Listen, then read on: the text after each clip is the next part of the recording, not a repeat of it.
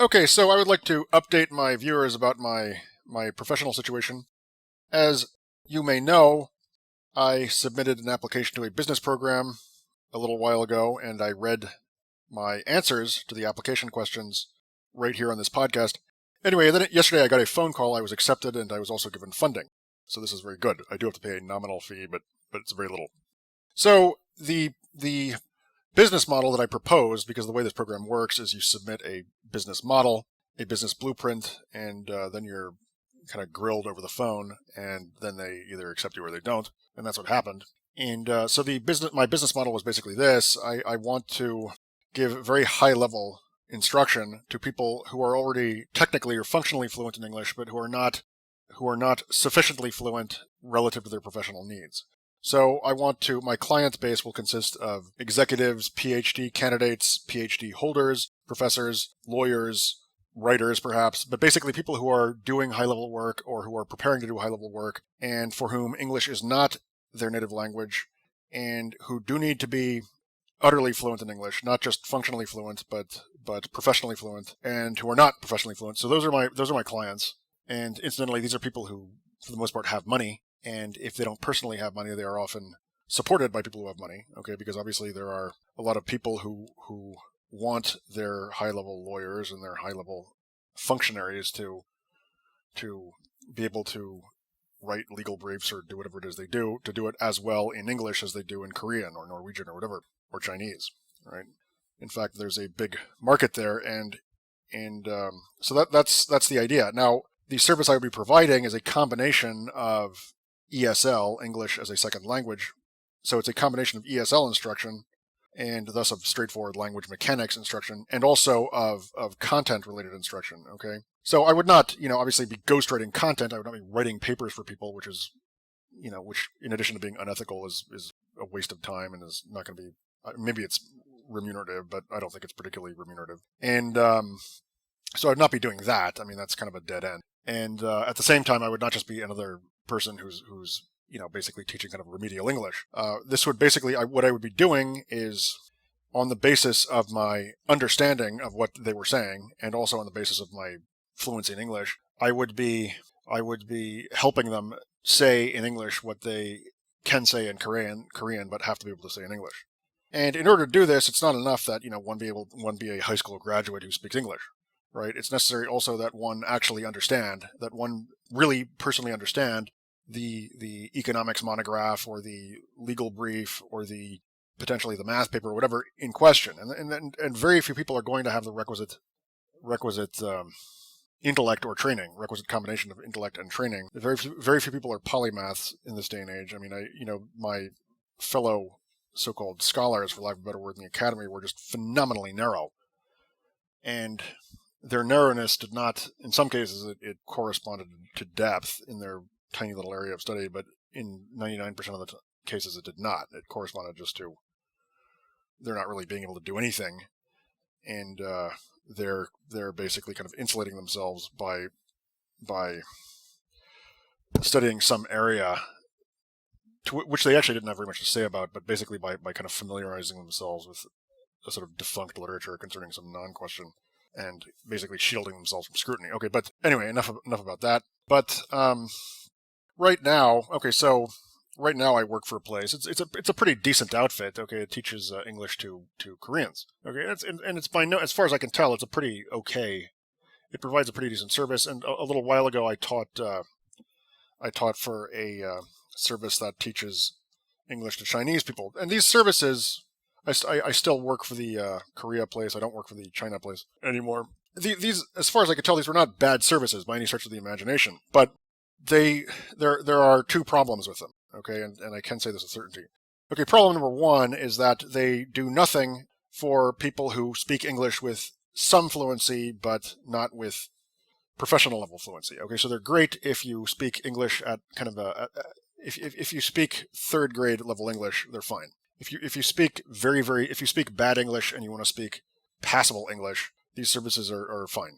They're okay, or at least to the extent that they're okay in that regard. Okay, but if if you're a brilliant guy who a brilliant economist or scholar or whatever, and you're a professor in Korea or you're a doctoral candidate in Korea, and you're part of some exchange program that's going to involve you working in the United States, they do nothing for you, nothing at all. And not all, and in addition to the fact that they don't do anything for you, there are no services, so far as I know, that do such things for you. I'm sure there are, but they're not well known. They're very, very not well known, because I've tried to find them and they aren't there. I mean, I'm sure there are people who will take your money and who will do a creditable job in the way of providing such a service, but there are no organized, well-defined, proven resources for people who need such a service. Okay, so that's, and anyway, in any case, the outfits that I've been working for do not provide this service at all. They don't claim to provide it. Okay. Now this brings me to the second problem, which is that, okay, so you might think, okay, well, these services, maybe they do a pretty good job in the way of helping people, helping remedial English speakers or non-English speakers become minimally competent English speakers. I'm not sure that they do. That's the thing. And that's actually very unclear to me. Why is it unclear to me? I'll tell you why. Because I've put in a lot of hours with these people now. I've only been working at these places for around a month, but I've put in all the hours I can, which is a lot of hours. We're talking 200 hours or something in the last 3 weeks, and the way it works is basically the student has 4 or 5 3 to 5 20-minute sessions per week with the English teacher, which is me. And I mean, I'm working with other people, obviously. So, but I mean, and the lessons, they write their own textbooks, and the textbooks are pretty good. The textbooks are good. Okay, they're good textbooks. And sometimes the way it works is the student has a choice. That they can either, this is how it works at all the agencies. The student can either go through the exercises, which is what they like to do, usually around half the time. Sometimes they go through the exercise, and sometimes they want to free talk. In other words, they just want to say, look, to hell with the exercises. I don't want to do the exercises. I just want to free talk. And actually, the students who like to do the exercises are actually the ones who don't speak particularly well, and they like the exercises because there's no exposure there, because they can prepare those, but they cannot prepare free talking.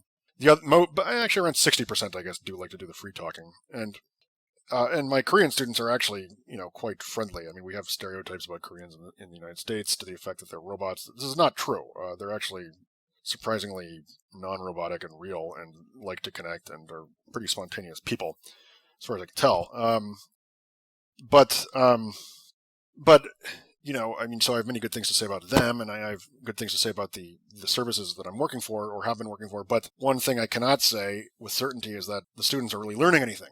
So, anyway, so I was accepted into this program that's going to, and the purpose of this program is you start with a business proposal, and then at the end of the program, kind of a condition of your passing is that you actually have an up and running business. Now, it's not going to be, Goldman Sachs, right? It's going to be a small business. It's a micro business, but it has to be a legitimate business. Otherwise, the way it works is otherwise they actually make you pay all the tuition money that right now they don't have you pay. So it's kind of an interesting arrangement. So I think it works. I mean, I think it's a pretty good, at the University of Wisconsin, it's a reputable program. But so I'm going to create a service whereby, high-level people can hone their English skills so that they can function optimally in high-level contexts.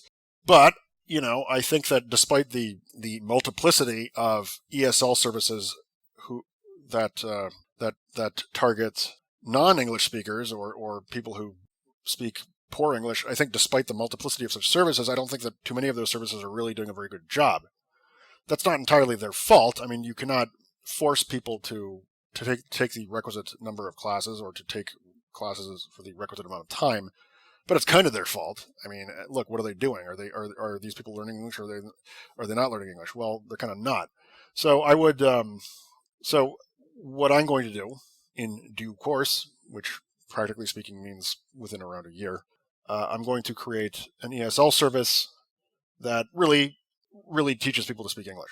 Okay, because right now a lot of these, so a lot of the people who are taking these classes, in fact, almost all of them, as far as I can tell, perhaps, in fact, actually all of them, as far as I can tell, the reason they're taking these classes is that they work for some company that wants them to get a credential saying that they've studied English, or it wants some kind of proof that they've studied English. And if you take enough classes with these outfits, then you get a piece of paper saying that you can speak English. The problem is that they can't speak English, and somebody wants them to be able to speak English, right? And presumably they want to be able to speak English, at least in some cases. And the service that I would create would be one that was more rigorous. Okay, because the services that I've been working for, the services to which I've been exposed, and I think they're representative in these respects of all such services, they're more about keeping the students happy and making sure that they come back, and therefore not alienating them emotionally. But I think there's obviously a market for services of this kind that actually work, and there are people who will pay for such services, and I would help make it possible. All right, that was just a little update there.